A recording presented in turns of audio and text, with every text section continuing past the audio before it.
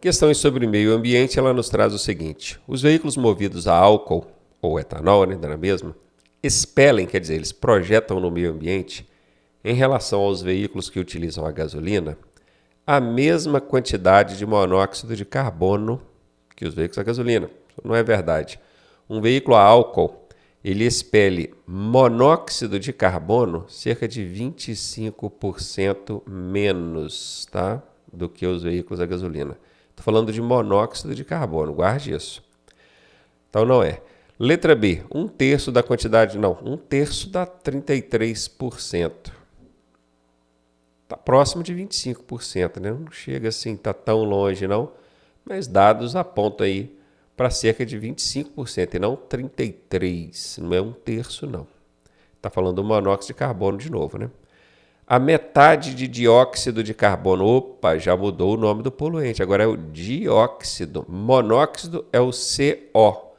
Dióxido de carbono é o CO2, que é o gás carbônico, aquele que interfere ali no efeito estufa do planeta, né? E realmente, um veículo a etanol expele a metade do dióxido de carbono, que é o gás CO2, gás carbônico, do que os veículos a gasolina. Essa é a resposta. Tem que ficar muito ligado, porque eles mudam o nome do gás, tá vendo? Monóxido de carbono é uma coisa, dióxido de carbono é outra, beleza? Aqui o dobro da quantidade de monóxido de carbono. Perceba que na A, B e D eles colocaram monóxido de carbono. Na C eles colocaram dióxido de carbono. É outro gás. Outro gás é outra proporção, beleza? O dióxido de carbono realmente é 50% menos do que em relação aos veículos a gasolina. Letra C aí é a resposta. Mais um sobre meio ambiente, ela diz o seguinte: assinale a alternativa incorreta. A matéria-prima para a produção de álcool no Brasil é... Gente, 90% dos alunos erram essa questão em prova. Porque produção de álcool, a galera já aprendeu que o álcool é extraído da cana de açúcar. Você sabe disso, não sabe?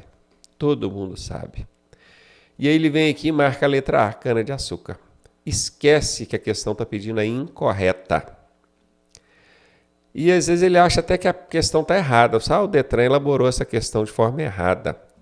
Porque aqui era para pedir a correta, que seria cana de açúcar. Mas não. O álcool, o etanol, ele não é extraído só da cana de açúcar, não. Ele é extraído também da beterraba. Ele é extraído também da batata doce. Olha só, hein? Ele é extraído também do milho. Ele é extraído também do eucalipto, da cana-de-açúcar. Ele só não é extraído do metanol. Isso aqui não tem nada a ver com matéria-prima. Metanol não é matéria-prima retirada da natureza para se produzir álcool etanol. Beleza? Essa questão fala sobre mecânica e ela traz o seguinte, olha, peça móvel acoplada à biela que se desloca no interior do cilindro. Olha, biela é uma peça móvel que tem dentro do motor do veículo ali. Então, por isso está falando que no interior do cilindro, essa biela, que seria mais ou menos uma peça de ligação, na ponta dela, ela tem uma outra peça chamada de êmbolo ou pistão, essa é a resposta. E aqui embaixo, ó, tem o eixo de manivelas que fica girando. Esse eixo gira como se fosse um pedal de bicicleta, impulsionando essa biela e esse pistão para cima e para baixo. Impulsionando não, fazendo o movimento para cima e para baixo. Na verdade, quem impulsiona é o pistão que impulsiona, porque o combustível explode aqui em cima e empurra o pistão para baixo, pedalando então esse eixo de manivelas. Então, para saber a resposta de uma questão dessa, tem que conhecer um pouco o funcionamento interno do motor e pode parecer muito complicado, mas na verdade não é, tá? Se a gente guardar aí umas três peças fixas e 3 peças móveis do motor, já são suficientes para você responder esse tipo de questão. Quais são as 3 principais peças móveis? A biela, que é essa peça do meio aqui, ó, ela é uma peça de ligação, ela liga o pistão, que é essa outra peça aqui de cima, ao eixo de manivelas. Então as 3 peças móveis, as principais, né, de funcionamento do motor são pistão, essa parte de cima, biela, essa peça de ligação, ela liga até aqui, né? E o eixo de manivelas, também chamado de eixo virabrequim. Guardou o nome dessas 3 peças móveis, é tranquilo. E aqui, olha o que a questão trouxe, olha. Peça móvel acoplada à biela. A biela é essa peça aqui, ó, que se desloca no interior do cilindro, porque o cilindro está aqui, ó. É o pistão, ele fica fazendo um movimento para cima e para baixo. Essa aqui é a resposta. A árvore de manivelas é essa aqui, que é o eixo virabrequim.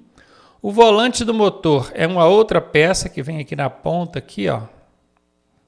Certo? Então, aqui está o volante do motor, fica preso na ponta do eixo de manivelas. As válvulas ficam lá em cima no cabeçote e o pistão é essa peça aqui, que é o que a questão está pedindo. Letra D de dado a resposta. E aí, tá gostando da aula? Eu sou o professor Ronaldo Cardoso e tenho o caminho das pedras para você chegar à sua aprovação da forma mais suave possível. Se você fizer exatamente o que eu te pedi, eu garanto que você passa. Clique aqui no primeiro link da descrição e vem ser aprovado com a gente. Questão sobre mecânica.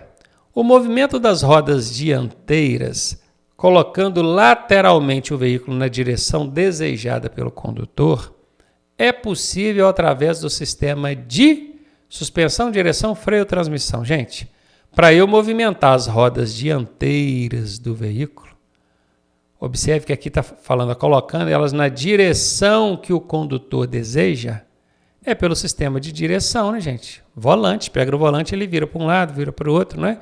Sistema de suspensão é para cuidar ali do controle, estabilidade do carro nas curvas, nas freadas. Sistema de freio para frear o carro. Sistema de transmissão para transmitir a força gerada pelo motor até as rodas. Agora, movimento das rodas dianteiras, colocando o carro na direção que você deseja, é o sistema de direção. Questãozinha até bem simples essa. Normas de circulação. Ao se aproximar de qualquer tipo de cruzamento, sinalizado ou não, o condutor deve exprime sentido de obrigação. Ele tem que fazer. E aqui quando fala sinalizado ou não, significa que até onde tiver semáforo, ele vai ter que fazer isso, que nós vamos descobrir aqui agora. Beleza? Ter domínio do veículo, ok. E parar sempre. Olha, o parar em algumas vezes vai ser necessário, mas sempre é casca de banana, não é? Quando tem uma casca de banana numa alternativa, 90% de chance dessa alternativa ser falsa. E nesse caso aqui, é falsa.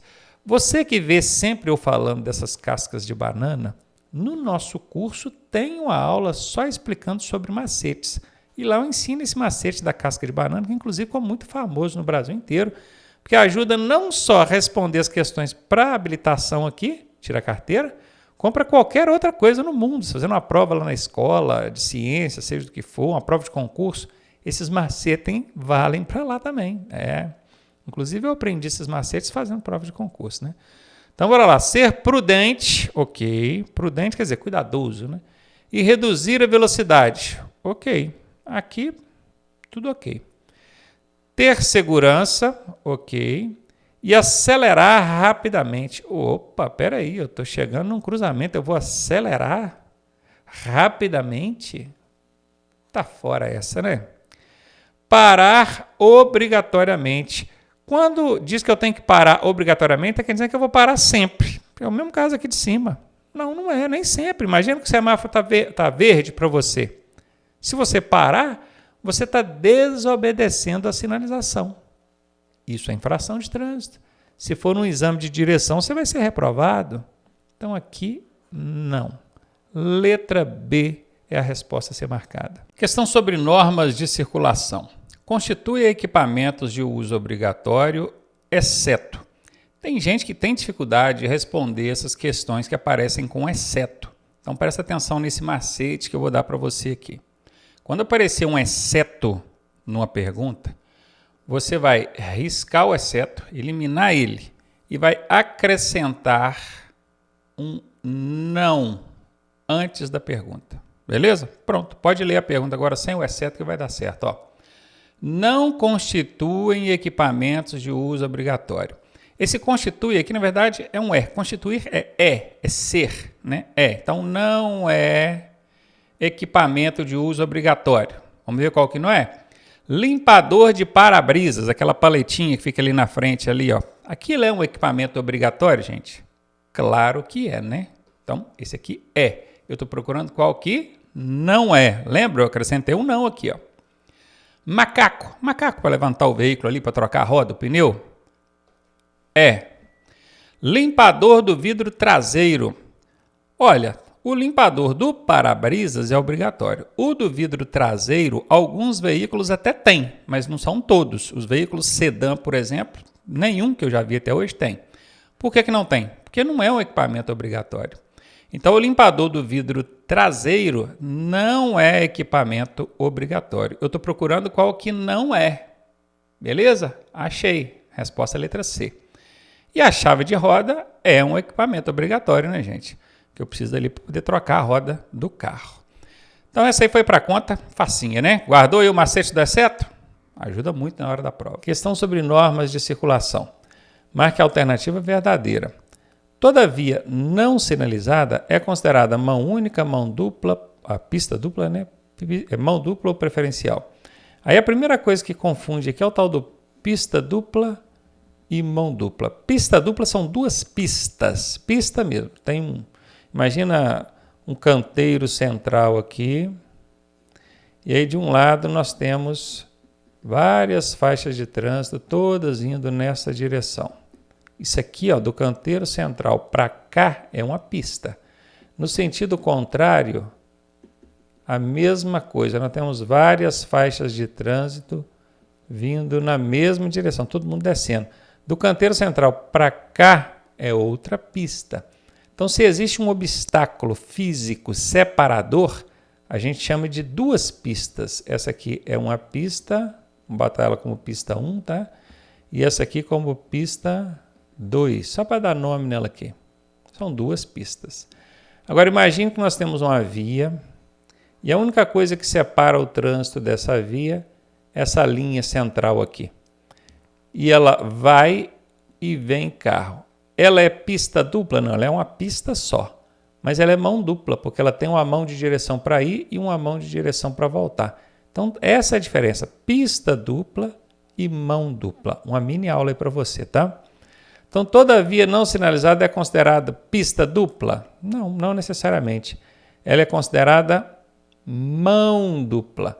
Porque para eu saber que aqui o trânsito só pode ir num sentido, para eu saber que não pode vir de lá para cá, tem que ter placa com a setinha aqui proibindo. Quem vem de lá para cá tem que ver a plaquinha aqui proibindo.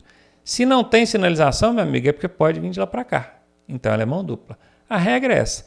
Professor, como é que eu sei se eu estou andando na contramão ou não? Simples. Tem alguma placa indicando, placa ou sinalização, não? Porque essa linha aqui do meio, aqui, ó, sendo amarela, você sabe que de um lado vai carro, de outro vem. Então, a sinalização horizontal, que é que está na pista, também serve para indicar se é mão única ou mão dupla, tá? Imagina que essa sinalização horizontal que seja branca, você já sabe que é mão única. Ok? Agora, se não tem sinalização nenhuma, meu amigo, é difícil. Aí não tem como o motorista saber se é mão única ou se é mão dupla. Ele vai considerar como mão dupla. Letra C. Direção defensiva. Os riscos e perigos a que estamos sujeitos no trânsito estão relacionados com o quê? Com os veículos, com os condutores, com as vias, com o ambiente e o comportamento das pessoas. Você acha que todos esses elementos, todos esses personagens aqui estão relacionados a riscos e perigos no trânsito? Veículo, condutor, via, ambiente, pessoas? Se você acha que sim, essa é a letra A. Ou seriam os lotes lindeiros ao longo das vias? Tem muita gente que não sabe o que é lote lindeiro. Lote lindeiro é qualquer área à margem da via pública, tá? Pode ser edificada ou não. Normalmente, quando é edificada, é porque já foi feita uma construção ali. Então, o pessoal costuma... a legislação costuma chamar de imóvel lindeiro. Mas área lindeira, lote lindeiro, imóvel lindeiro, é tudo que tem às margens da via. Pode ser um posto de combustíveis, pode ser um parque, pode ser uma escola, qualquer coisa que tenha à margem da via pública, você vai encontrar, você vai chamar ali de lote lindeiro, tá? É o que não é rua e nem calçada, é lote lindeiro, área lindeira. Riscos e perigos não estão relacionados a esses lotes lindeiros, absolutamente não. Isso aqui faz parte do trânsito. Não vejo uma maneira disso oferecer risco e perigo. As edificações nas áreas urbanas. Edificações são exatamente a mesma coisa que lotes lindeiros. No caso aqui, imóveis lindeiros, né? A sinalização das vias? Absolutamente não. A sinalização ela vem para o contrário, não é para oferecer risco e perigo, é para te alertar de riscos e perigos para que você não se depare com uma situação ali perigosa. Então também não.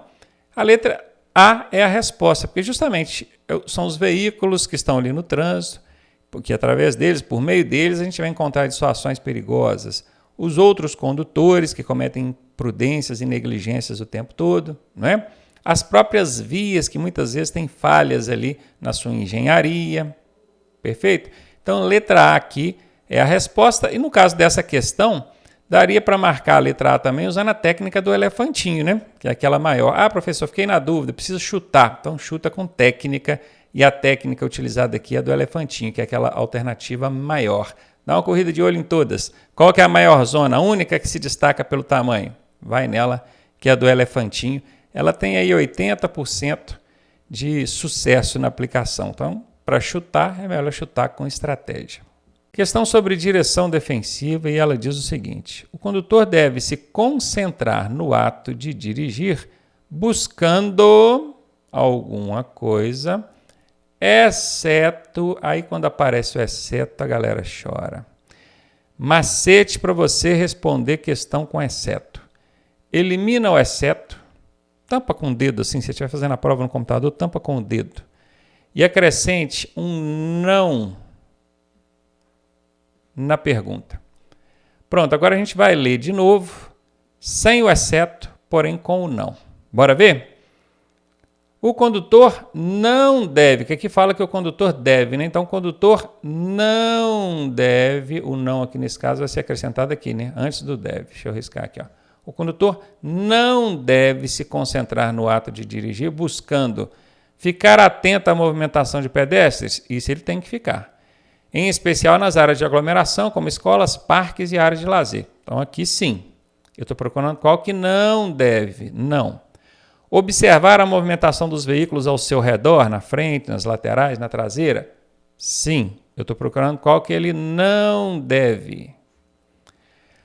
Utilizar o telefone celular por meio do Viva Voz? Você já sabe que usar o celular enquanto dirige é errado, é infração de trânsito.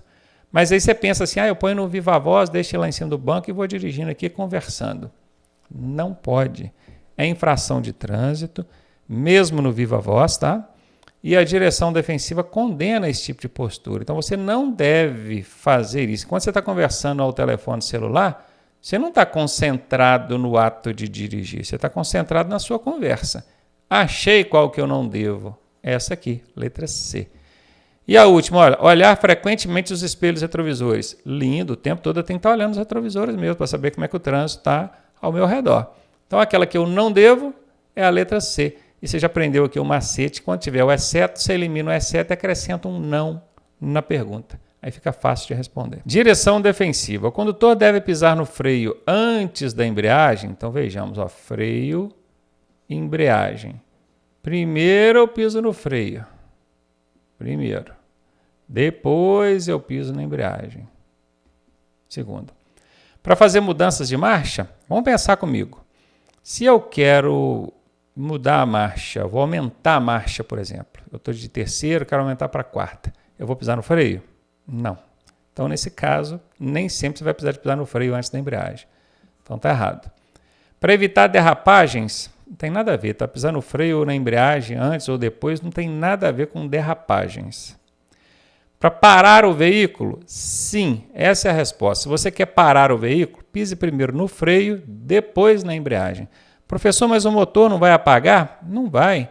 Porque você pisa no freio, o carro não para imediatamente, ele ainda percorre alguns metros. Então pisa no freio e antes que o veículo imobilize totalmente, aí você pisa na embreagem.